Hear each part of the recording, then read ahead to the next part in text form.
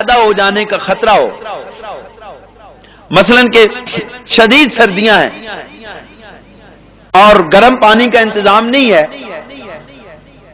تو آپ کو اس ٹھنڈے پانی سے غسل کرنے کی اجازت نہیں ہے، کیونکہ اس میں موت کا خطرہ ہے، شدید بیمار ہو جانے کا خطرہ ہے۔ یہ اللہ کے حکم ہے، جو اللہ کے حکموں کوئی پابندی نہیں کرتا اور جو اس سے روگردانی کرتا ہے وہ اپنے آپ کو شریعت کا پابند تصور نہ کرے، کیونکہ شریعت تو اللہ اور اس کے رسول کے حکموں کا نام ہے۔ اپنی مرضی اور خواہشات پر چلنا یہ شریعت نہیں ہے۔ شریعت پر چلنا وہ ہے کہ جو اللہ کا حکم آ جائے بس وہ مان لیا جائے، جو رسول اللہ صلی اللہ علیہ وسلم کا حکم آ جائے وہ مان لیا جائے۔ وَإِن كُنتُم مَرْضَىٰ، اور اگر تم مرض کی حالت میں ہو یا مرض پیدا ہونے کا خطرہ ہو، او علی سفر، یا سفر کی حالت میں ہو اور پانی نہ ملے، او جاء احد من الغائط او لامستم النساء، یا تم بیت الخلاء سے آئے ہو یا خلوت نشین ہوئی ہو اپنی ازواج کے ساتھ، تو پھر کیا کرو؟ فلم تجدوا ماء، تمہیں پانی نہ ملے، پانی میسر نہ آئے یا تم پانی استعمال نہ کر سکو، تو کیا ہے؟ فتیمموا صعیدا طیبا، تو تم پھر پاکیزہ مٹی سے تیمم کر لو۔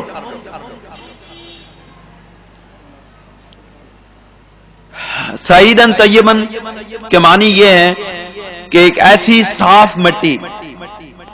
کہ جو زمین کا گرد و غبار ہو، زمین کا حصہ ہو۔ فقہائے کرام یہ ارشاد فرماتے ہیں زمین کا کوئی بھی حصہ، خواہ وہ چونا ہو، خواہ وہ کوئی اور معدنیات ہو جو اس زمین کا حصہ ہو اور وہ گرد و غبار کی صورت میں آپ کو میسر آ جائے تو آپ اس سے تیمم کر سکتے ہیں۔ لیکن بعض فقہائے کرام یہ فرماتے ہیں صعیداً طیباً کے یہ معنی ہے کہ پاکیزہ مٹی جو صاف نظافت والی مٹی ہو، جہاں سے انسان کی طبیعت بوجھل نہ ہو، جس طرح قرآن مجید کی دوسری آیات میں جب حکم ارشاد پر اللہ رب العزت ارشاد فرماتے ہیں کہ تم رزق حلال اور طیب کھاؤ۔ اب حلال تو ہر چیز ہو جاتی ہے، لیکن اس کے ساتھ طیب کی شرط اس لیے عائد کی گئی ہے کہ جو انسانی بعض ایسی حلال چیزیں بھی ہیں کہ جو انسانی طبیعت پر ناگوار گزرتی ہیں وہ بھی تم نہ کھاؤ۔ اسی طرح اسی چیز کو پیش نظر رکھتے ہوئے، اسی پر قیاس کرتے ہوئے اس آیت کے یہ معنی ہوں گے کہ صعیداً طیباً، پاکیزہ مٹی، ایسی صاف ستھری مٹی جس سے تمہاری طبیعت پر گھن نہ آئے، تمہاری طبیعت اس سے اکتاہٹ محسوس نہ کرے۔ تو کیا کرو؟ اب تیمم کا طریقہ بتا رہے ہیں، بڑے غور طلب بات ہے، ہمیں اکثر اس چیز کی حاجت پیش آتی ہے، اور میں نے اکثر بہت سارے لوگوں کو، بڑے بڑے بزرگوں کو اور یعنی کافی عمر کے لوگوں کو دیکھا ہے کہ جب ان کو تیمم کرنا پڑتا ہے تو ان کو پتہ نہیں ہوتا کہ ہم تیمم کیسے کریں۔ تو یہ بڑی توجہ طلب بات ہے، آپ ذرا غور سے سماعت فرمائیے گا۔ رب ذوالجلال ارشاد فرماتے ہیں فامسحوا بوجوہکم وایدیکم، کہ زمین پر ہاتھ مار کر کے، یہ دونوں ہتھیلیاں زمین پر یوں مار کے، اور پھر کیا کرو؟ فامسحوا بوجوہکم، اپنے چہروں پر اس کو پھیر لو، وایدیکم، اور دوسری مرتبہ زمین پر ہاتھ مار کر کے اپنے ان بازوؤں پر پھیر لو۔ اور اس کا طریقہ یہ ہے کہ ان بازوؤں کو ننگا کر لیا جائے اور اس طرف سے شروع کیا جائے۔ اب اس ہاتھ کو میں نے زمین پر مار لیا ہے، اب اس کو ہم نے اس طرح شروع کرنا ہے، یہاں سے شروع کرنے کے بعد اس کو یوں پھیر کے ادھر سے اندر سے باہر لے جانا ہے یوں، اب دوسرے کو ادھر سے گھما کے یوں اندر کی طرف سے باہر لے جانا ہے، بس یہ ہمارا تیمم ہو گیا۔ اب اس کو 3 مرتبہ دہرانے کی ضرورت نہیں ہے، صرف ایک مرتبہ منہ کے اوپر ہاتھ پھیر دیے جائیں اور ایک مرتبہ ہاتھوں کو کونیوں تک اگر ہم وہ ہاتھ پھیر دیں، مٹی لگی ہوئی، گرد و غبار لگی ہوئی، تو ہمارا تیمم ہو جائے گا۔ بہت سارے لوگ ان کونیوں سے آگے تک لے جاتے ہیں ہاتھوں کو، یہ ان کونیوں سے آگے لے جانا یہ مکروہ ہے۔ ہمارا ہاتھ جو ہے اگرچہ ایدیکم یدن جو ہے وہ یہاں سے انگلیوں سے لے کر کے یہ جو کندھا ہے اس تک پورے ہاتھ کو پورے اس عضو کو ہاتھ کہا جاتا ہے، لیکن قرآن مجید میں وضو کی جو حکم عطا فرمایا رب ذوالجلال نے، اس میں کونیوں الی المرافق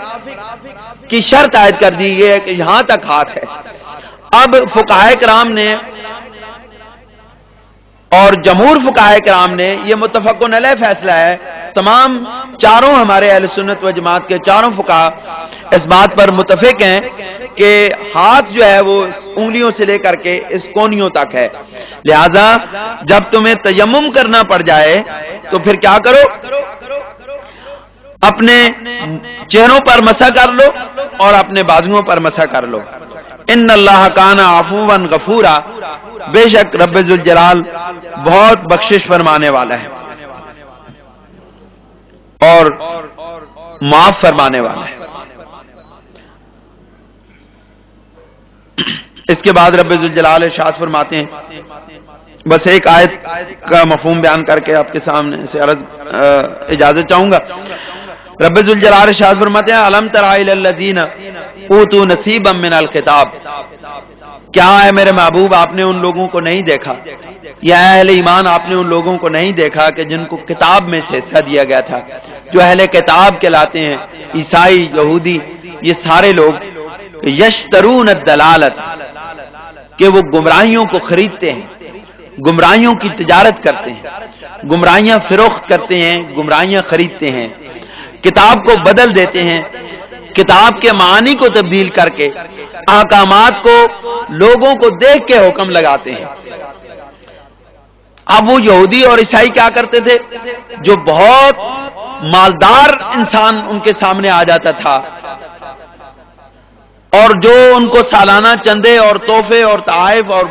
مالی معاونت کرتا تھا ان کی، وہ جب کوئی کسی مشکل مرحلے میں آتا تھا اور ان سے وہ مسئلہ پوچھتا تھا تو ان کو وہ آیات کتاب جو ہیں ان کو تبدیل کر کے ان کے احکامات نرم کر کے اپنی طرف سے ان کو بتا دیا کرتے تھے کہ کوئی بات نہیں چودھری صاحب، تہاڈی خیر ہے، کوئی مسئلہ نہیں، اس نو اس طرح کر لو تو ٹھیک ہو جائے گا۔ لیکن جب کوئی مجھ جیسا غریب آدمی، بے سہارا آدمی، جو کسی کو دینے کے کوئی قابل ہی نہیں ہے، وہ ان مولوی صاحب کے پاس آ جاتا تھا یا ان پیر صاحب کے پاس، ان کے جو پیر اور مشائخ تھے، قرآن ان کو کہتا ہے کہ یہ ان کے علماء اور مشائخ، ان کے پاس آ جاتا تھا تو وہ کہتے ہیں اس کو باہر نکال دو، اور بابا باہر چل، میرے کو بڑے صاحب بیٹھے نے، چودھری